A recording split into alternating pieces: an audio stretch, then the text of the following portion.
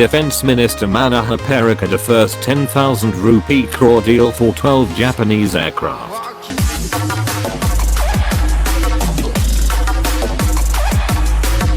The Defence Ministry has deferred a proposal worth over 10,000 rupee crore for acquiring 12 amphibious aircraft from Japan for the Navy, as the government feels that there is a need for further clarity in the project. There is a view in the ministry that there is still need for further discussion on the requirement of these planes for the Navy and what roles would they play in the maritime force, sources told Mail today.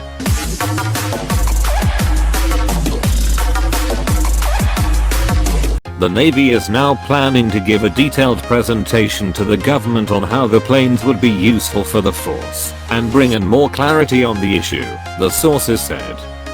The deal was also taken up for discussion during the recent meeting of the Defence Acquisition Council, DAC, headed by Defence Minister Manohar Parrikar.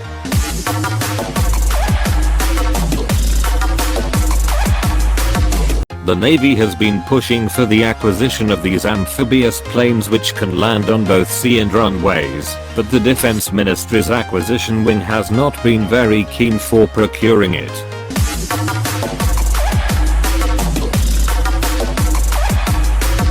Joint Secretary rank officers in the ministry in the past have questioned the proposal to buy the planes.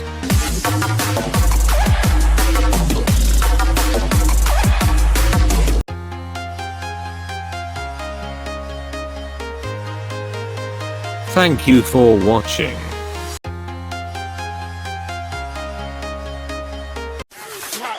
Please check out my other videos.